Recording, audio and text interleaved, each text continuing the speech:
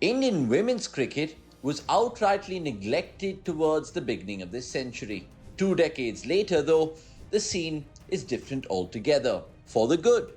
However, the results haven't come in, and the Eves are yet to win an ICC event.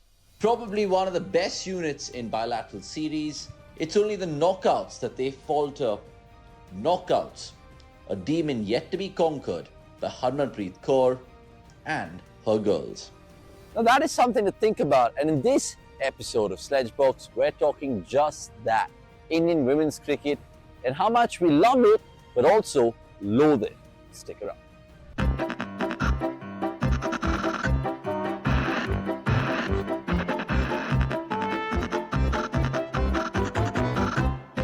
And let's start by diving straight into it, as our colleagues at cricket.com's office spoke about women's cricket not holding back at all. Take a look at this. You might agree with them or disagree, but it is the brutal truth.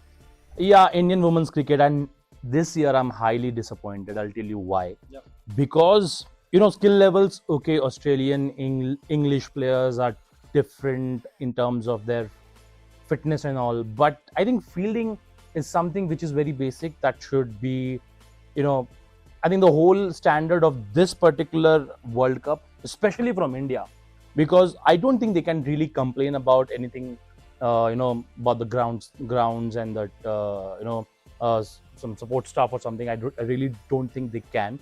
So fielding standards are awful, and I'm being really, really polite this time. There's one more thing very important that I recently got to know. Before this World Cup campaign, right, Indian women's team had a camp in Bengaluru. And you know what? They never practiced under lights, man. I mean, isn't that the most basic requirement? Under lights, everything changes. I mean, complete momentum of the game changes, and they never practiced. And that's the result that what we received, what we saw. Secondly, I believe the match awareness. Even if you see the last match where Harmanpreet took a single, of course she was the only one who was scoring runs, but taking a single in the last over where you are the only one who can really pull off this game, and then also Yeah, I second that. Absolutely right. And even as a fan, I started watching women's cricket probably like 2017 onwards. It was Harmanpreet's heroics that took momentum or took the fan movement in me. But I guess this year that fan has died. That fan has died, and I'm being very honest. One more thing, this time I'll explain you the trolling, because this time they really targeted fans. I don't think you're supposed to say you're a Nada fan or something like that, because see, I get it. If you are saying that, you have to back it up with the performance. Of course. At least, if not performance, you have to back it up with the fight, which was not there at all. If you see the knockout games, none of the Indian team players have that spirit in them to win it. They just go with the same attitude of just another game, which also tells under pressure this particular team doesn't perform. Since 2017, they have been performing in the same order, and that's sad, man. That's truly sad as a fan that has been backed. I mean, the team that has been backed by BCCI this time, given complete support, and the performance is not lighting to whatever they say on cameras or in press conferences, and it's disappointing as a fan to see it.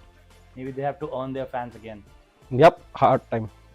Now those indeed were some bold statements, and we can't blame them. And here's what I mean.